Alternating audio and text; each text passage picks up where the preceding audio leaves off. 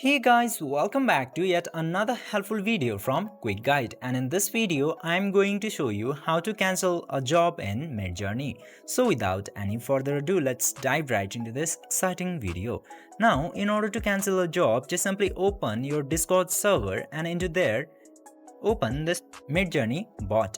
Then after that, just simply give a work for Midjourney and send it to the Midjourney. Now as you can see here, this job is started, and in order to cancel this, just simply tap into this prompt for a while and then this emoji will appear into here. Just simply tap into this emoji in order to cancel the job. And after doing this very easy step, you can easily cancel a job in Midjourney.